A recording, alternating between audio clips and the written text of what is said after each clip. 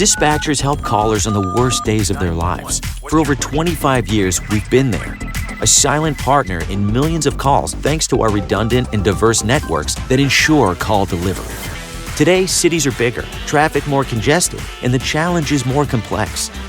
But you're never alone, because InDigital is quietly improving, implementing, and driving the next generation of 911, so you're supported in every situation. Make the switch at InDigital.net. Have you ever met a 911 professional and asked, what's the worst call you've ever taken? Well, here's your answer. I heard your last breath the night you flipped your four-wheeler. I tried to call you the day you committed suicide by driving your car into a tree. Blue face, cold to the touch. I helped you with CPR after you found your infant face down, not breathing. It messed me up. I did everything I could, but it wasn't enough. You were with me from the beginning, Grandma. 27 years later, I took the 911 call when you died. How fitting to be there for me in the beginning, and I was there for you in the end. I miss you, Grandma. I am 911. This is but a glimpse into the world of emergency dispatch. But what is it really like to answer a call during someone's nightmare? What is the impact on the first responder answering the call? Available on Amazon or where you purchase your favorite books and ebooks. Imagine listening. Your worst day is our everyday.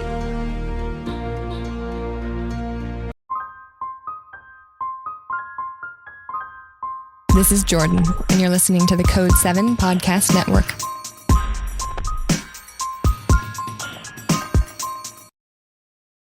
Warning. This episode contains the 3 A's of podcasting: adult content, adult language, and awesomeness. You've been warned. I was working night shift alone.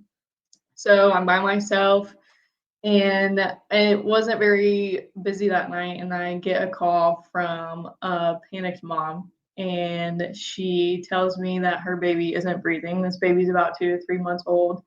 And I just blacked out. I was like, okay, this is the call I'm taking right now. So I start getting the crews en route. I start giving her CPR instructions, and throughout the instructions, she is just crying. They had other kids in the home, and the dad was trying to get them away so that they didn't see what was going on. And she is trying to do CPR, but she's absolutely losing her mind. Luckily, the dad took over and started doing CPR and following my instructions. And so the fire crews, it felt like forever before they got on scene, and they finally got there, obviously in the right amount of time. But being in that moment, it just feels like slow-mo at that point, even though I'm not even on scene, but trying to assist that family. And so they run code to the hospital, and she ended up losing her baby. And to this day, it breaks my heart that that occurred. And I was by myself in the center, and I couldn't step away, which was extremely hard.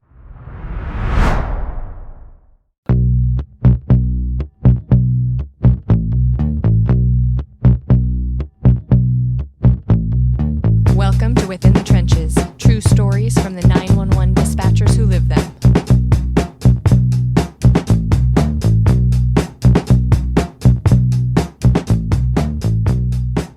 Hey, how's it going? This is Ricardo with the Code 7 Podcast Network, and this is Within the Trenches, true stories from the 911 dispatchers who live them.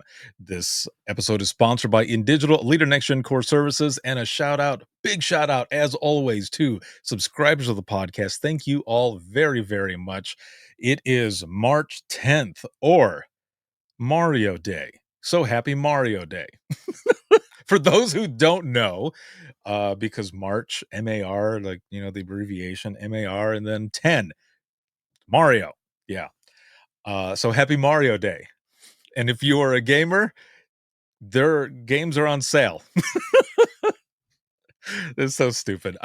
I'm not getting paid to say that. I was just saying it because it is Mario Day, and I've talked to my kids in between episodes this specific day, and they're like, happy Mario Day. So that's why I mention it. But now you know, if you didn't know before.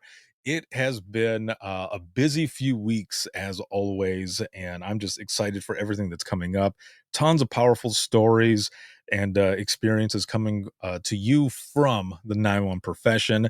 I'm going to be heading out to Texas, actually next week, to the Mayan Ranch for the 911 leadership training event that the 360 Dispatcher puts on, and that's put on by my good buddy Joe Serio. And we are in the middle of nowhere in Texas when we were doing this, and it is again at the Mayan Ranch in Bandera, Texas.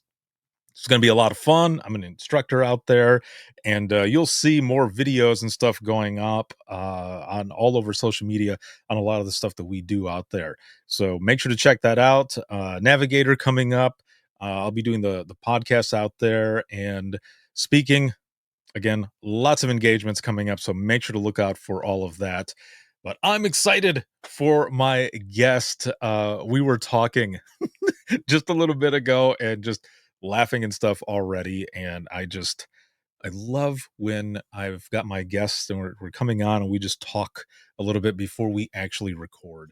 And it's just so much fun. So I love what I do. This has been good. So my guest today is Chase, and she's a 911 professional out of the state of Ohio.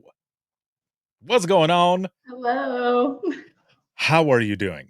I'm good. Like I said before we got on here, I was just at work. So I was just going to say that. You read my mind, because I was, whatever your answer was going to be, other than what you just said now, if you hadn't said it right off the bat, I was going to say, I asked because you just got out of work.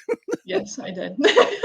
So, so we had been talking a little bit and everything already, and like I said before, I'm excited to have you on, and I just want to jump right in because you've got about 4, maybe a little over 4 years, in dispatch and public safety. How did you get in to begin with? Do you come from a family of public safety, or did someone just say, "Hey, I know a place that's hiring. You would be great"? It was actually really random. I have no background in family-wise in public safety whatsoever. Mhm. In my area, we have a vocational school that you can go to for your junior and senior year, and I originally was an art student. And by the end of my senior year, I realized that I did not want to pursue a career in art whatsoever, and I felt like it didn't have any meaning or purpose to it. So I started looking around trying to figure out what I wanted to do, and public safety kind of came up. So I started looking into that, and I decided that I wanted to become a police officer. So I left high school, started my degree at one of the local colleges for criminal justice, all in pursuit of the career of being an officer. And while getting my degree, I started working at a jail. We were talking about it a little bit. I was 19, and this jail only has one jailer on. So at 19, I'm working in this jail by myself. And then I wanted to find some other stuff until I could go to the academy because I wasn't old enough yet. You have to be 21, Mhm. at least in the state of Ohio, and I'm assuming everywhere else. And I had this job for dispatch just fall into my hands. So I was only working part time at the jail and gave it a chance and went in for an interview. And I was really hesitant. I was like, I don't know if this is for me whatsoever. So I took the chance of it, went in for the interview. They gave me the job, started training, and off the bat, I was like, this is absolutely insane. As long as this is temporary, it's going to get me some experience. Like, Right. it'll be fine. So I finished my training, was working there part time for a good bit, ended up going full time, and then decided to go to the police academy. And I got 3 months in, about halfway through, realized that I absolutely missed dispatching. I had fallen in love with it like randomly, and I was not expecting that change whatsoever. I'd been going for a goal of becoming a police officer for so long. So I ended up leaving the academy, withdrew from it, went back full time at the center I was working at the time, and have just continued a career in it and hope to until the end of my career. What? I know it's crazy. The Holy story. moly. Okay, hold on. Let's back up a little bit. Yes, Holy of crap. course. Okay, so 19 going in, you've got this goal that you want to be an officer.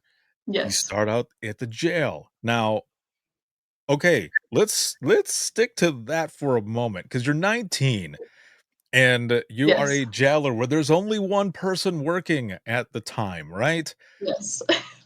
What the hell? I mean, Yes, like, I know. what I what's tell people the that, and they okay, so just what's even the training like? And then when it gets to the point where they're like, "All right, you're on your own." Like, yeah. So mhm, they have 3 shifts over there, the typical 8, so 7 to 3, 3 to 11, 11 to 7, and they had 3 full-timers, and I trained on each shift. I think it was 3 or 4 weeks with everybody. By the end of it, they just let me loose, and the part-timers would work the weekends when the full-time jailers were off, so we would just pick up where they needed us, and so on the weekends, I would just be working the jail by myself, and, I mean, most people in this field know the weekends are the craziest, so right. I'm getting on the crazies alone. Welcome to public safety. Yeah, Like, I know. there's just like you do your training and then whoop, like Yep. just thrown to the wolves almost. Yes. But yeah, in the aspect of the weekends, and everyone knows that that's when the crazy shit happens. So I can just imagine the amount of intoxicated folks that you had coming in that you had to deal with, and however it works to have to do that. And what again, what? Because I most know. 19-year-olds, I'm no, well, most 19-year-olds, like, there are some folks, like myself included, who started in public safety early on at 19, but the majority are out, living it up, partying it up. Maybe one of the people that you ended up having to deal with, Yes, you know? exactly. So, you've got that you're doing. You continue to pursue this goal, but you're also working part-time in dispatch. Now, when you end up getting to that point though, was there anything that surprised you? Like when you were going into it? Because you're listening, right? You're in the jail. I'm sure you're hearing stuff on the radio and maybe even folks talking about it. I mean, did you even get a chance to do kind of like a sit along at all? Yes, I did do a sit along, and also with the jail, the dispatch center for that agency was attached to it. So I kind of got Oh, to know some of those dispatchers. yeah. Like, well, they had an opening there, and they're like, "Oh, you can work dispatch here," and I was like, I don't know, like, I don't know if that's what I want to do. But, like, I could see all their screens, and I'm like, this is insane. Like, me working in the jail by myself is insane, but what you're doing is insane. It's interesting, right? Because a lot of times, you see what people are doing, and it's like just like you said, it seems insane, like unbelievable. But then you have other folks who might come into dispatch, and maybe you've experienced this now being in dispatch for some time, but you might have an officer come in and observe and be like, "No, Always, I don't want to do that." Like, no, always. I would rather. I remember officers coming in, and this one time specifically, we had a bad storm and we were getting our asses handed to us. And they came, there was a couple of officers, one deputy and one city officer that were the closest to the dispatch center. And they came in for about an hour. All they were doing were fielding the calls for trees and wires down, calling the road commission and electric and such. After that hour, they're like, fuck this. We Yep. don't want to any. I would rather sit by a tree and Yep. wait for road commission to come or deal with people than have to deal with what you guys are dealing with. Yes, exactly. They would rather deal with the people in person, and I'm like, "I'll take the phone call now." Like, I was in the jail dealing with those people. I don't face to face is not for me anymore. So you end up going through that. You have that connection, that which is pretty cool that you had. The dispatch center was there attached and you knew some of Mhm. those people. So you got to look inside. And like you said, they're thinking, one thing about you, but you're looking at them and thinking the same thing, like, no, that looks insane too. But now you're getting to sit in there. And so what's that like? Because you've got all of these monitors, you've got probably multiple keyboards or whatever, or mice, Yes. and now you're maybe even listening to some of those calls. Like, was it eye-opening? Was it overwhelming? What was that like for you? I would definitely say it was overwhelming because, I mean, multitasking is the biggest part of dispatch, and I'm like, "How are you typing, answering traffic, listening to a phone?" Like, I don't understand it whatsoever, but I knew that it could possibly be something that I wanna do, even if at first I was like, "This is a lot," but Yeah. I really wanted to get experience, and having the experience of dealing with police, fire, people, like, it was something that I was interested in to possibly help if I did pursue being a police officer. So in the beginning, I was definitely hesitant, but was like, well, it's something else in the field. Maybe just take a chance. Right. Yeah. And a lot of times, there are some folks who are like, it's something, I've got the experience. I can fall back on it. But a lot of those folks end up kind of like you in a sense where they end up catching the bug and it gets into your blood really fast. And it's, I don't know what it is, but it gets there really quick and people Yeah. end up coming back or that's what they want to end up doing. I worked with a few folks as well who, when they came in, they didn't reveal right away that they wanted to go into fire or EMS or law enforcement. But then by the time they mentioned it, it was already out of their mind because they didn't wanna pursue it after all. They ended up falling in love with dispatch just like you, and so you end up going into the academy and all, and you said it was about 3 or 4 months in to the Yes, our academy?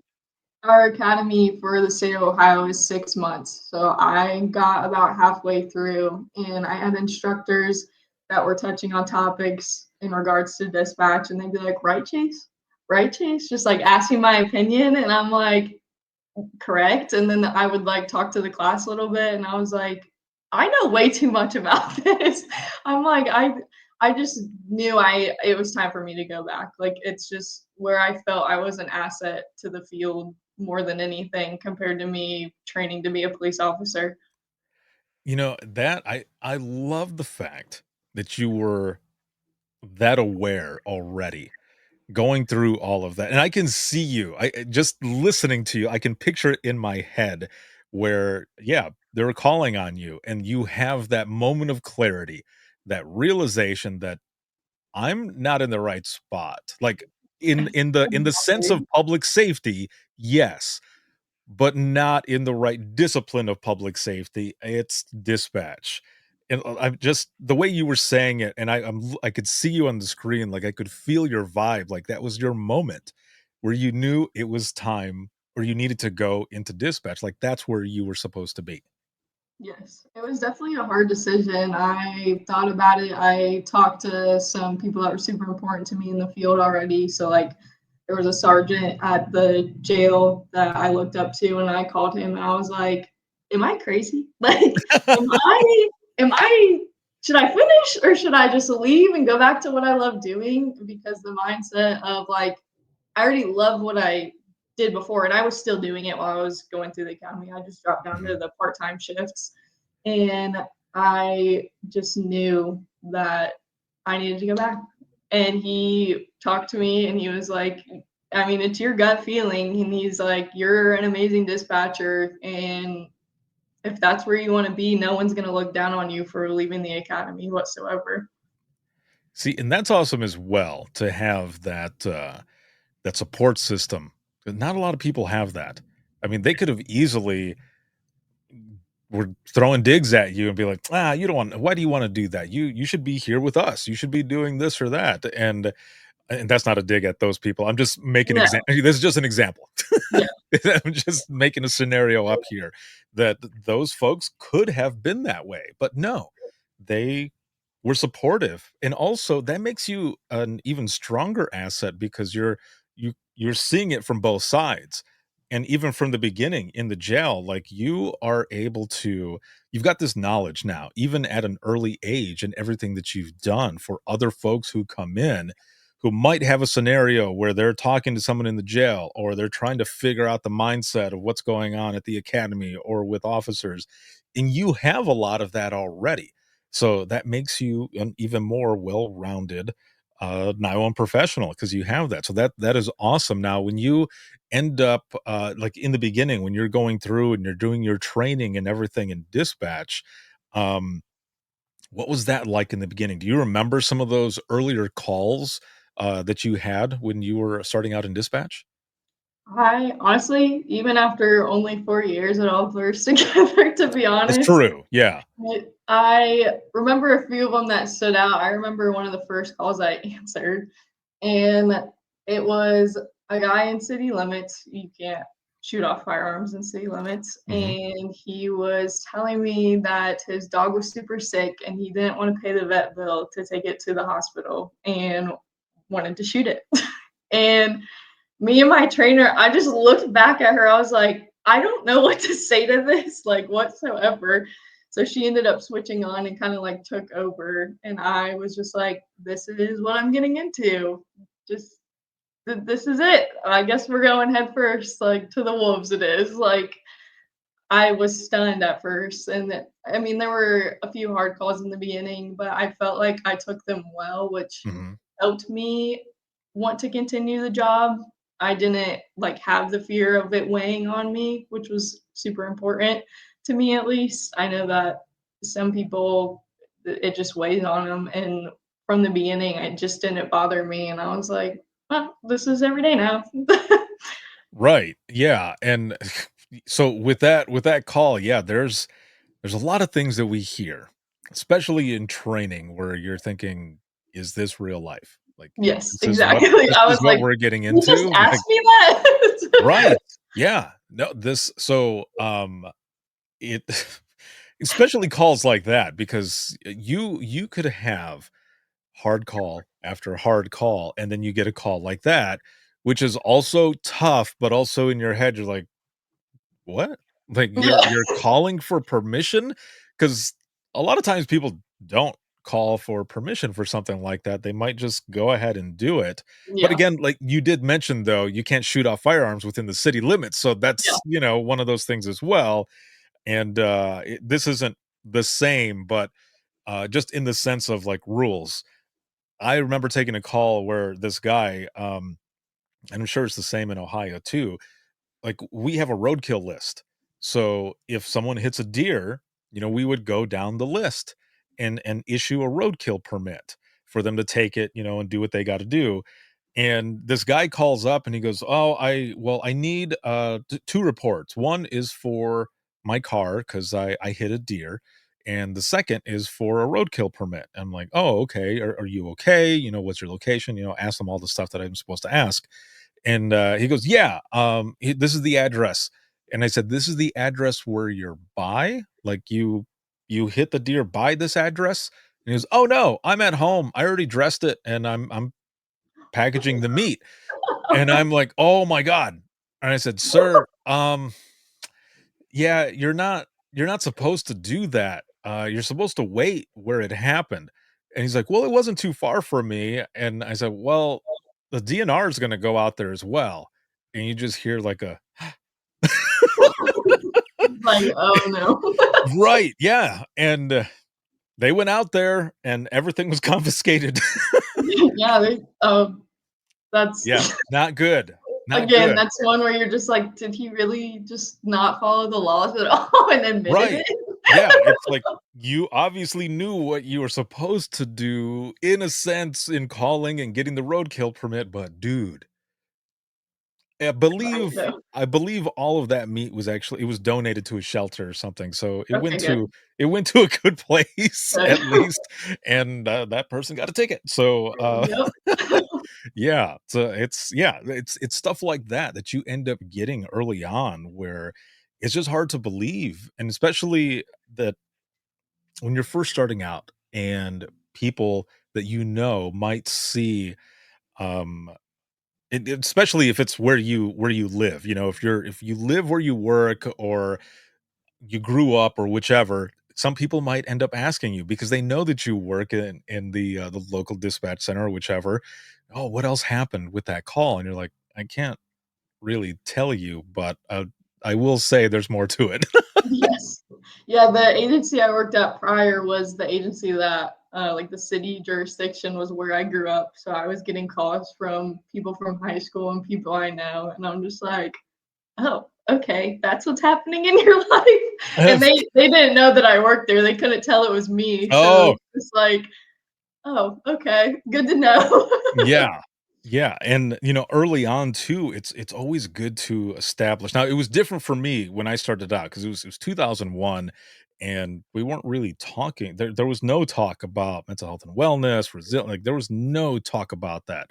There was a support system, right? But it was a little different, so, you going in, having just over 4 years, everything that you've done starting at 19 all the way through, can you say, like, has there been kind of a good support system? Because we do deal with a lot of crazy shit in 911, and I can just imagine, some of the stuff that you've dealt with already just in the short time that you've been in there. Yeah, I would say, I mean, coworkers are there for anything. They do the job as well, so they know Mhm. what you're going through. So you're able to talk to them about a call that you took and their understanding of it. So having that support system of some decent coworkers is always great. In regards to family, again, my family's not in this field, so typically Yeah. with the hard calls, I keep those to myself. But if I ever need to like talk about work or anything along those lines, like my mom's always an open ear, so I've been lucky to have her. And then my boyfriend's a police officer, so he gets it completely understands. He's like, "Oh, that's crazy," and like completely understands and listens to everything that I have to say. Same for him. Like if he needs to talk about a call, like he knows that I get it. So support system wise, I feel like has always been personal. I know that departments around the world are working for better mental health support on Mhm. those hard calls and making sure that their staff does have that resource. How important do you think it is to not only have that support system established, but I guess really trying to be open about some of the stuff that you do? Because just talking with you, I can tell that you love what you do, and Yes, that is very much. that is awesome because and I think maybe too, it's from a different guard, that guard that's now going out where people really didn't talk about some of these things. They really didn't feel comfortable, but more folks and conversations like this, which are important, have started to open up and have started to share. And I think it helps those that are coming in, those that are brand new or have been there 3 to 4 years or more, like yourself, to be able to talk and just have that support. So I guess just in your opinion, how important do you think it is? And maybe even the impact of people actually talking more about what it is that they do. I think it's extremely important. If you don't have a support system, you're going to struggle in this career. You need to be able to express what you do at your job and things that do impact you because holding it in is not going to help whatsoever. So having that support system established, whether it be friends, family, coworkers, whatnot, it's everything. You need to have somebody that you can talk to regardless if they're in the field or not. Hopefully they'll be understanding. But I think it is very important now that dispatchers are talking more about what they do because well, I didn't even know this was a career. Nobody talks about like, oh, I want to be a 911 dispatcher when I grew up. Like that's rare. I didn't even think about it or consider it when I was getting into the field. Mhm. And I feel like people talking about it more shows what we actually do and everything that we do. We don't just sit by the phone and wait for it to ring. You have records work, you have people coming up to the window. You have so much more that people don't realize. So being able to openly talk about what we do and the public understand what our job actually consists of is extremely huge now. I fully agree, and you're right. It's always in the sense of, like the poster on the wall of someone's room, you've got law enforcement, you got fire, EMS, or whatever, just as an example. But you're right. People don't always talk about dispatch. Like there's not a poster of a dispatcher right there because people don't really think about it, which again, as I've said before, is why conversations like this are important to talk about those things and more what we do.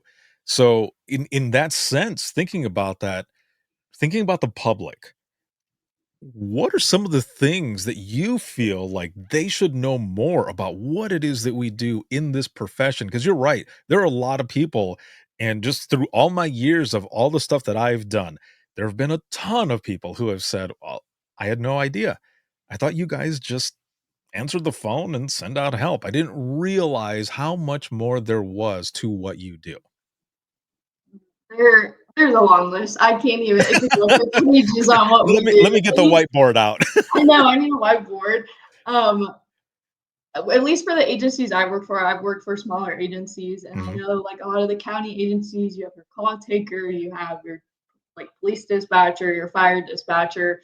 But for some of the smaller agencies, you have one person doing it all. So at my last agency, we used to only have one on, and we dispatched for a total of 10 agencies, 5 fire departments, 5 police departments.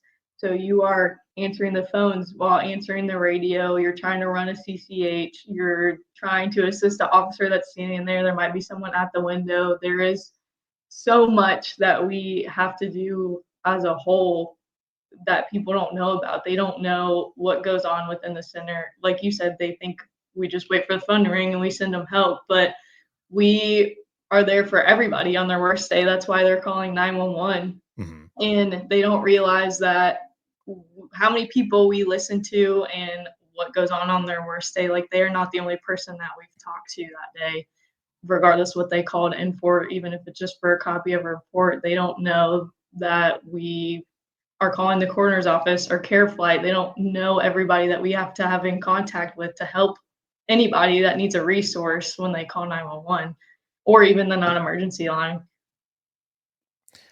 It's there. As you're saying this, I'm like, "Yep, preach Yeah, it, I preach know. it," because there is so much.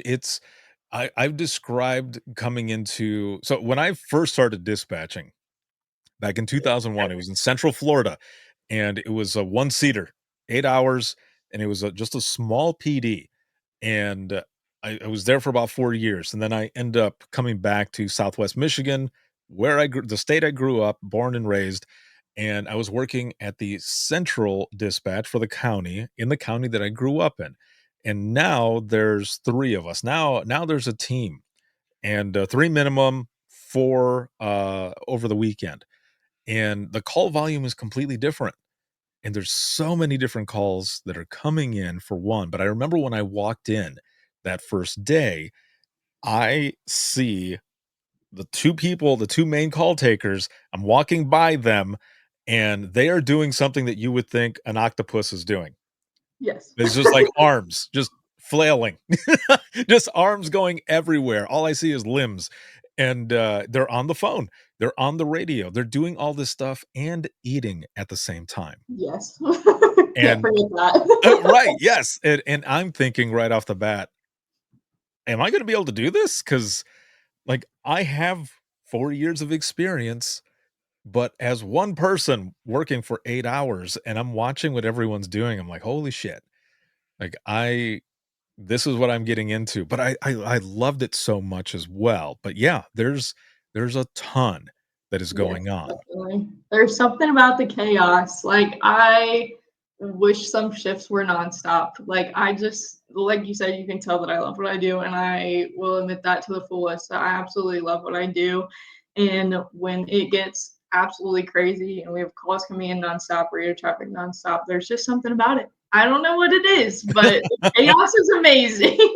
Yeah, yeah, and I remember, like, I used to tell callers because I would say to them, "I've gotta put you on hold for just one moment," and a couple times, like, people well, more than a couple times, I did it for a long time, but people would yell at me and they would say, I'm calling you on 911. Why would you put me on hold?"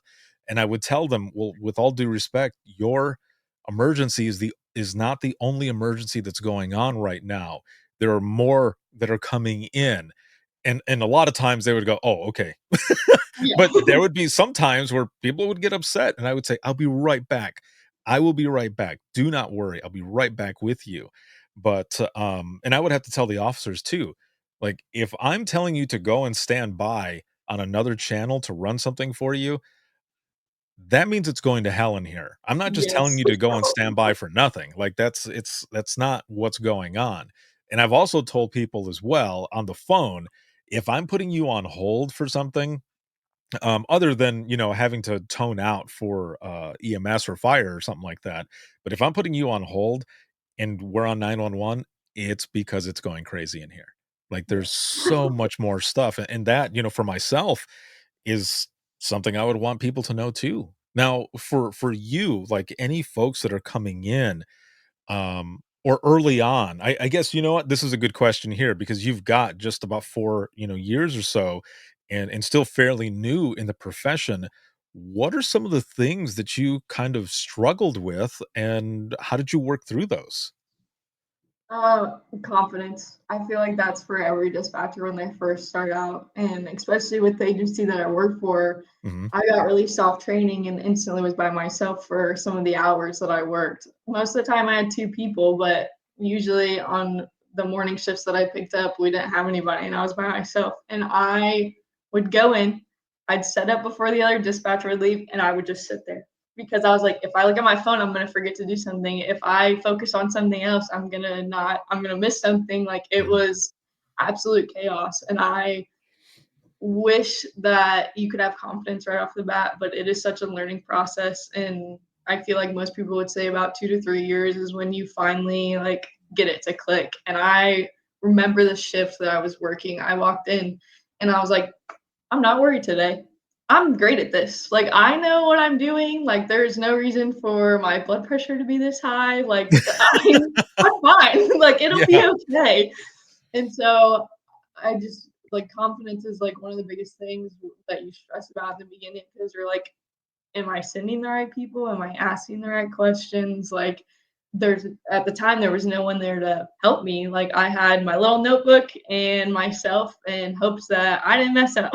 So I feel like the biggest thing is again confidence and just I was so stressed about that in the beginning. And then of course at the time I was the youngest dispatcher at the center. And so looking up to the senior dispatchers and being able to understand that they've been doing this for so long and that it comes easy to them at that point when you've been working there almost 20 years. It definitely was a different dynamic for them for me to come in at 19 and then be like, oh, we have a kid in here basically. like, like, what is she doing here? So Right. that was definitely a challenge where I kind of felt on the outside for a bit, but once I had been there a little bit, they absolutely helped me every chance they could get if I had any questions. So I was super grateful for that. That is awesome. How did you and you're right because in my like a lot of people have said it and I am a firm believer of it as well. It's like 2 to 3 years is that sweet spot where you are dialed in. And Yes. and you're right because all the other times you're like, am I gonna? I want to say the right thing. I want to do the right thing because we're working in 911, man. Like we're dealing with lives. People are calling in. Like this shit is important, and you want to. I think sometimes to our own detriment, you want to be perfect, but we Yes. also have to remember to one, give ourselves grace, and two, remember that we are fucking human. Yes. That is definitely a lesson that I've learned. I had to give myself grace, and I am a perfectionist at heart, OCD completely. Like I wanted to be perfect at everything. And so even if I made a mistake that genuinely didn't matter, but it was something that I missed, I was so hard on myself in the beginning. So it has taken a while, like that sweet spot in like 2 to 3 years, I finally understand like you're human too. Like we're other humans helping humans in this field on their worst Right. day. So you need to give yourself just like at least a little bit of grace to get yourself through the day. So that Right. has definitely been a lesson that I've learned.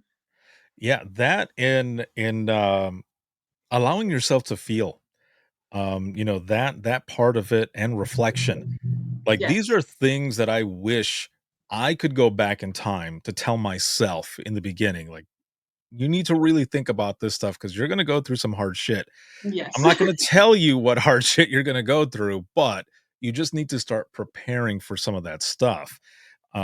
Because I would drive home sometimes. I lived about 45 minutes away from the last center that I was at, and there would be some of those times where I was just driving with music on, or I would hit that, like, tunnel vision, and I Yes. would get to, like, a four-way stop that was about 5-10 minutes away from my house, and I would snap back, and I'd be like, "How did I get this far?" Yes. Because you've got I've done all of this that stuff going completely. on. Yeah. Yes. I'm like I just drove 30 minutes. How did I even get here? Like, Right. It's like you're aware of everything. You know where you're at, but you're just so zoned in on driving that when yep, once you get to a certain spot, you're like, "What the fuck? Like, yes. what exactly happened?" But I never, at least at that time, I wasn't giving myself a chance to really reflect on some of the things that were going on, and I feel like if I had done that a lot earlier, that, it would have been a little bit easier when I was trying to No, deal I with, like, agree my own 100%. stuff. Yeah, yeah, exactly.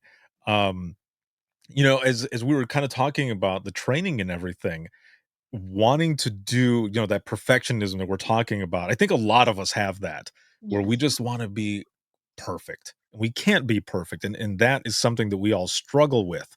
We blame ourselves. And that's one of the things that I've heard a lot of people say, if I could go back in time, I would tell myself it wasn't your fault. You did everything that you could, and, so there's a lot of people who've said things like that. Um, but also when you're going through training and you're wanting to do everything right or do everything that the trainer is saying. I shared this story last night on Open Mic Live, but I'm gonna share it with you now. But, as we're talking about training and stuff, I wanted to, I guess, please my trainer in a way, in the sense of, like, I wanted to do a good job is all. Like, I wanted to do such a good job, and I wanted my paperwork to have good scores too. So I take this medical, and this guy, he's in a lot of pain when he's calling in for this medical. He's a truck driver, and Mhm. he was at a rest stop, and I ask him what's wrong, and he's kind of embarrassed, and he says basically that he zipped up himself into the zipper. And I'm sitting there and I just kind of look at my trainer and she's just like, "What?" And I'm thinking, okay, Yeah. I will get help out there to you as fast as we can. Just, hold on." And then you've got to think of your wording, right? Because that right Yes. there, it sounds off. So Yes. so then you put them on hold and stuff, and I remember I tone out EMS, and I look at my trainer, and I said, "I don't even know how to put that out. Like, what do I say?" And she and Oh, no. she goes, "Just say for a male subject," and I don't remember how old he was, but just a male subject with having penis problems. And I just kinda looked at her and I said, "Okay." And that's what I said. I said it over the radio, and, and we had to tone twice, and Oh, no, you had to say it twice. yes, I had to say it twice. So I say it, and of course, they're like, "Central, what was that?" And I'm like, "Come Yeah, of on." course. Right. So then Oh after my that, god. I go to get back on the phone with the guy, and I turn and look at my trainer, and she's looking at me with her jaw dropped. And I said, "What? What did I do?" And she goes, "I can't believe you said it." And I was like, "You told me to say it. Oh, Like, no. I'm your trainee. You're my trainer." Yeah, I'm following what you said. Yes. Yes, exactly. And so now I'm trying not to laugh, and I get back on, and luckily the dude was okay enough that he didn't wanna stay on the phone anymore any longer than he Good, needed to. I was like, "Just call me good. back if anything changes." And I get off the phone and I was like, "How dare you?" Like, dude, Yeah, that's not fair whatsoever. I know, yes. Oh my lord, yeah, but those are those moments, like we were talking earlier, when you get into this profession that sometimes these phone calls come in and your eyes just pop open, and the Yes. moment you think you've taken the most outrageous call, the universe gives you another one. Yes, 100%. It is a crazy profession, but I love it. And just listening to you, it sounds like you're where you're supposed to be. You're where you need to be, and, that is really awesome. Now, if you I've got another question, but if you feel comfortable, and you already said even 4 years in, they all kind of mesh together, right? But is there a call that just kind of sticks with you? Yes, 100%. I listening to the podcast, I've heard this question be asked. So I was thinking through the ones that do stick with me, which one I felt like most important that I should share to anybody, whether it be a 911 dispatcher that's listening or it be somebody from the public that's just interested in what we do. Hmm. And the one that stands out with me the most, I was working night shift alone. So I'm by myself and it wasn't very busy that night. And I get a call from a panicked mom. And she tells me that her baby isn't breathing. This baby's about 2 to 3 months old. And I just blacked out. I was like, okay, this is the call I'm taking right now. So I start getting the crews en route. I start giving her CPR instructions, and throughout the instructions, she is just crying. They had other kids in the home, and the dad was trying to get them away so that they didn't see what was going on. And she is trying to do CPR, but she's absolutely losing her mind. Luckily, the dad took over and started doing CPR and following my instructions. And so the fire crews, it felt like forever before they got on scene, and they finally got there, obviously in the right amount of time. But being in that moment, it just feels like slow mo at that point, even though I'm not even on scene, but trying to assist that family. And so they run code to the hospital, and she ended up losing her baby. And to this day, it it breaks my heart that that occurred. And I was by myself in the center and I couldn't step away, which was extremely hard. And my next call came in probably like 5 seconds later after I hung up with her, and it was some old guy that fell and needed a lift assist. And I'm just like, this has to be the phone call that comes in. Like, even though I can't step away, at least take a breather. And I couldn't even take a breather before that call came in. Right. But that family ended up honoring their baby and trying to do like a charity run for other children that may need help. So they turned it into something good. But to this day, that is one of the hardest calls that I've ever taken. Oh, I'm sorry. That Yeah, I know. those yeah, I mean, yeah, no, those are some of the hardest ones, whether it's someone who is taking the call who has kids or knows someone who has kids or just in general, calls with kids, babies, whichever, those are some of the hardest ones. Yes, It's that 100%. innocence, that you take the call and you're like, "Why? Yeah. Why?" And I think sometimes that sticks with us too because you might have that question of like, why this kid? What happened or whichever. But you said that they did something good out of it, so that is good, and you got to see that, and maybe it brought a little comfort, maybe not, but it's always good to see some of that come out. It also goes along with closure because a lot of times we don't get closure, and maybe you feel this way, maybe you don't, maybe some of that helped a little bit.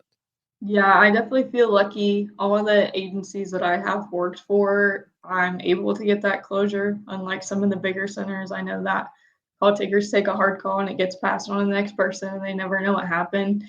But I feel extremely lucky that no matter what call I take, I'm able to figure out what the end result was, whether it be talk to the fire department or be able to talk to an officer or even just read the call comments on what they update with. So I feel very fortunate because I know for a lot of other dispatchers that don't have that, it could weigh on them to never know what happened. And again, I'm just fortunate that I'm able to have access to that and it not weigh on me as much because I am able to see the end result of something that could be really bad. With with that one specifically, because you've been at two different departments, right? Yes. So the first one was the single seat, and are you like with a bunch of people in the second one? No, I actually went to a smaller center that only dispatches for their fire department and their Mhm. police department. And sometimes they have hours within the shifts that people do work by themselves. So it's still a similar setting. Okay. So what I was going to get at is one, you end up taking this call, and it obviously, it sticks with you. There's a lot that will stick with us, and I can see why this one definitely would stick with you as well. Um, and sometimes it sucks. You end up going to that next call almost immediately, and you don't get a chance to reflect or breathe, as you put it as well. The fact that that second call though wasn't as high priority, do you feel like it kind of gave you a little bit of a, kind of a breather? No, not at all.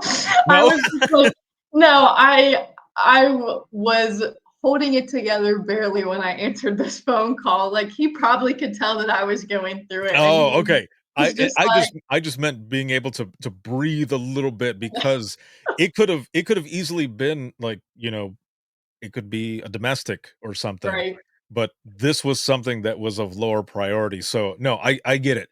You end up going to the next one, and yeah, you don't it's not as high priority, so yeah, it's not weighing on your mind as much, but yeah, going to the next one and trying to hold your shit together, yes. that's not fun either. Um, but so how do you decompress from that? That's what I was gonna get at for the next one, whether you are just by yourself or you're with a team. How do you decompress? Just in general, not just from that call, but I guess I was just kind of thinking about that call or any type of call that could be a harder one.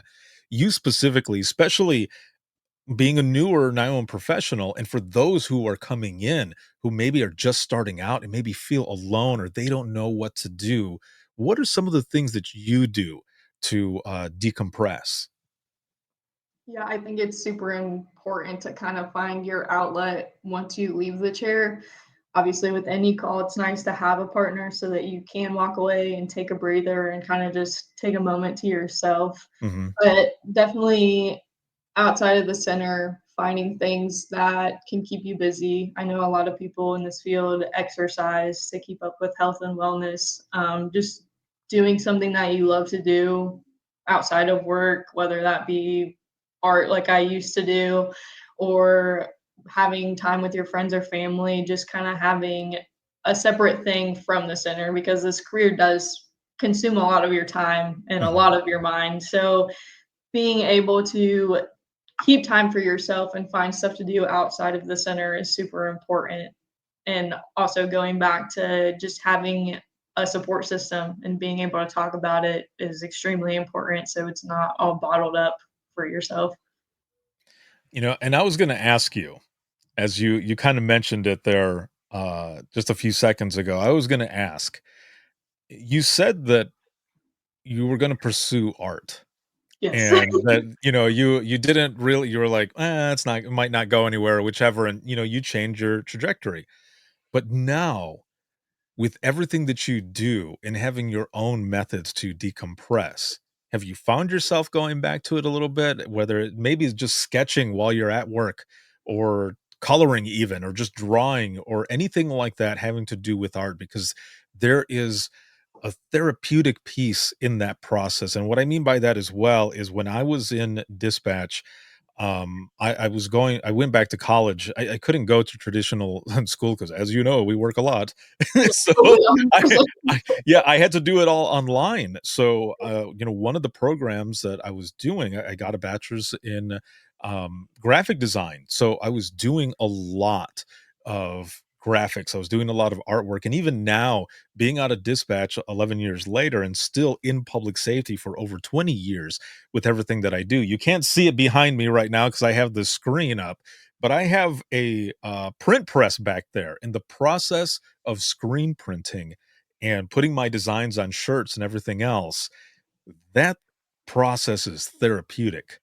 And so I was wondering if now, these 4 years or just over 4 years, because you were into art and everything else, do you ever go back to it as kind of a therapeutic type piece to decompress at all? Honestly, I don't. It is something that I completely gave up. Mhm.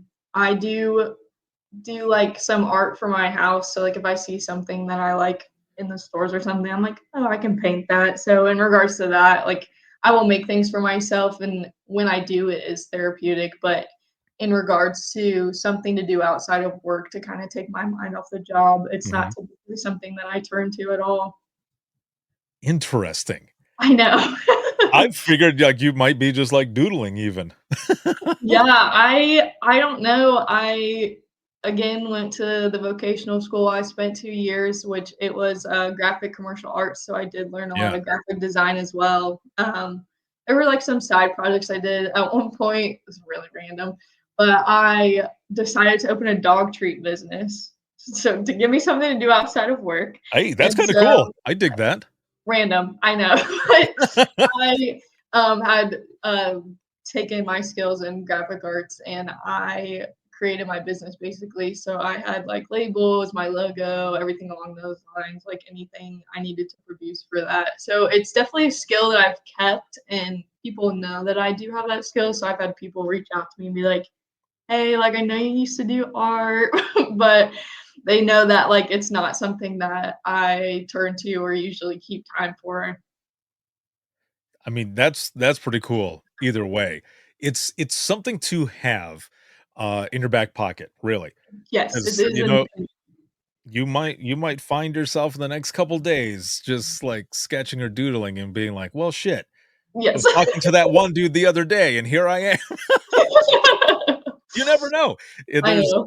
there's so much that goes into certain things, but especially with this profession that seem to mesh together that you're like, "I didn't even realize." Like, for example, how do you feel that this profession has kinda changed you? That is a big question. I feel like again, going back to confidence, I am very confident when I do. Like I said, I fell in love with this career, and that's definitely an asset that you need to have in yourself is that confidence. But even outside of the job, I feel like I got into this field and I had just kind of changed my career path from art to law enforcement and didn't really completely know myself because that was a huge change. I had again been like pursuing career in art and then was randomly like, oh, let's go into law enforcement and then pursuing that. And so once I finally found my place in dispatch, I felt like I started to actually like find myself and who I was and what my purpose was because it definitely brings you a purpose on being that first phone call for somebody when they call 911.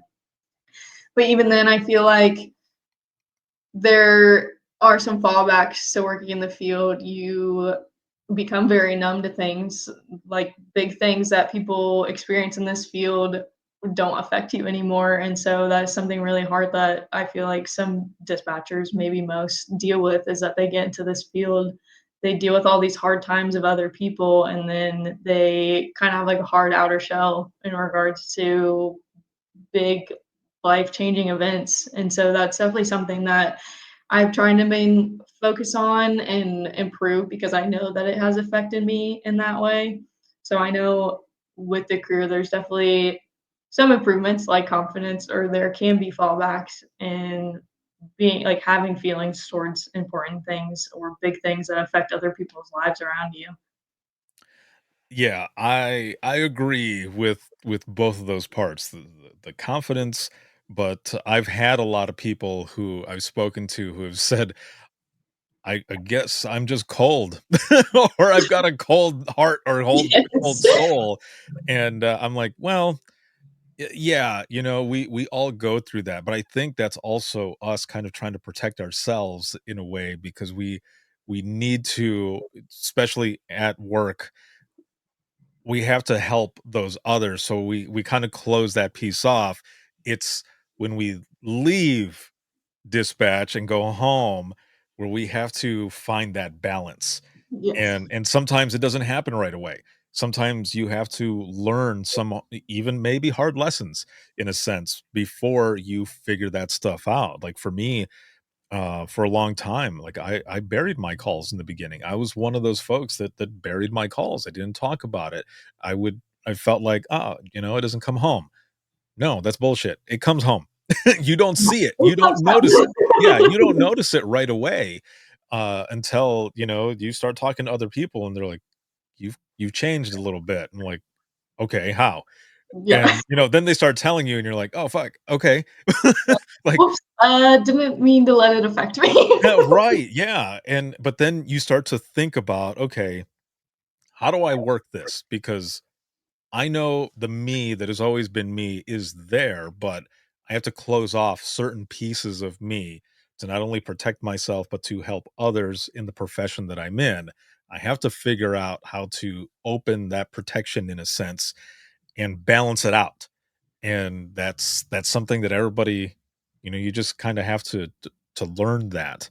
But I, Yes. I think, like you've been saying, like I've been saying, through a good support system and feeling comfortable to talk about the things that you're going through, um, that those two are very important into finding that balance.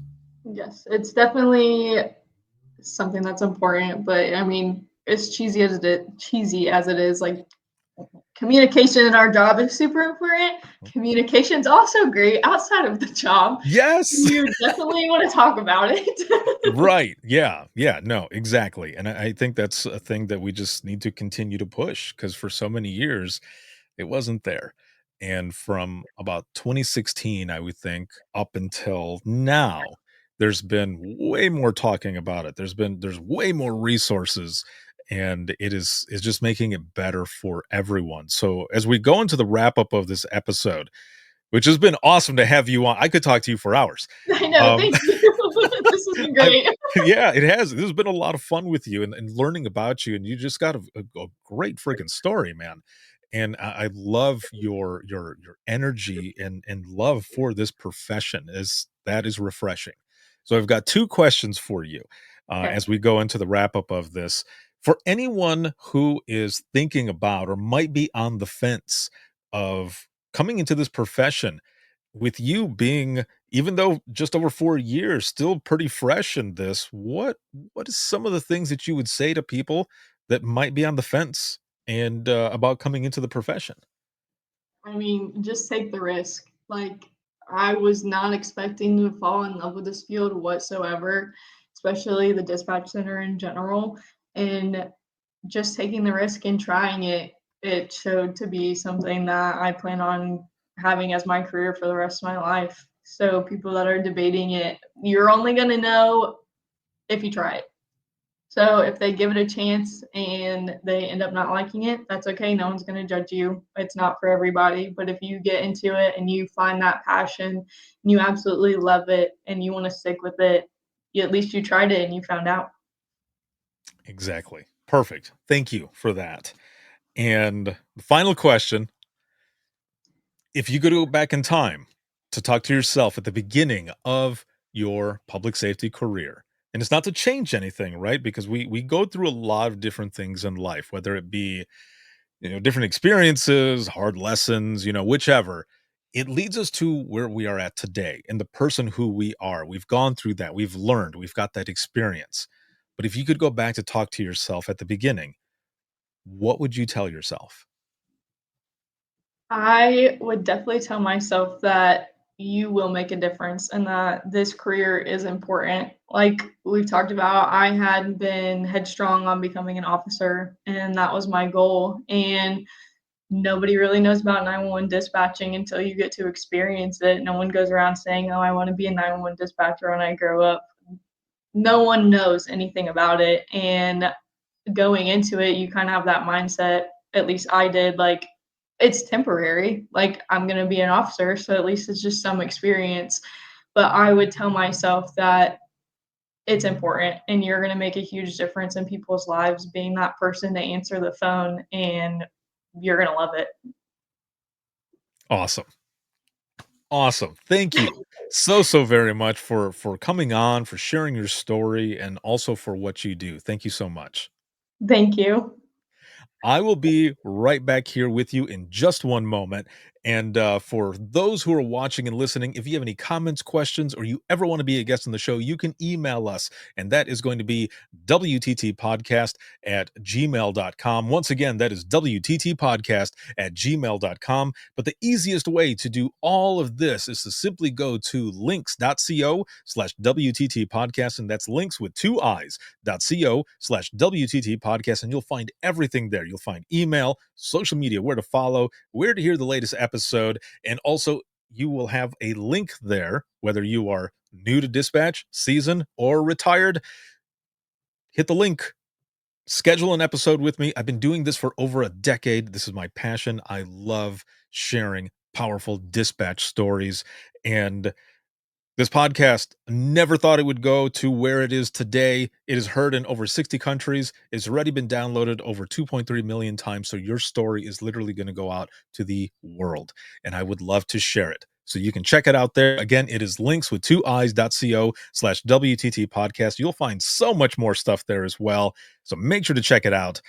Big shout out to subscribers as always. And this broadcast has been sponsored by InDigital, a leader next gen core services. You can see this on Facebook, YouTube, as well as LinkedIn Live and X. And you can find clips on Facebook Reels, Instagram Reels, as well as TikTok. You can check them all out there. And then you can listen 24/7 on Apple Podcasts, iHeartRadio, Spotify, your favorite podcasting app, and withinthetrenches.net. Have a good one, everyone, and we will see you all in the next one.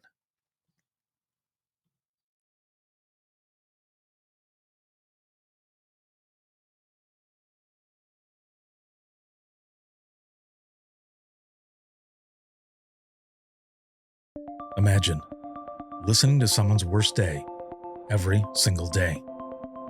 Imagine listening as someone experiences life through their worst nightmare to the miracle of birth or a life saved. I'm Ricardo Martinez, a former 911 dispatcher, and for years, I've been recording the voices of a hidden world, ours. I've provided a space for 911 dispatchers to share their powerful stories. It started as a peer support session and continues. Dispatchers sitting together, sharing out loud, or writing down what they couldn't say. Some stories will grip you. Stories of heartbreak, resilience, and calls that haunt us long after the line goes quiet. But imagine listening is more than heavy emotion.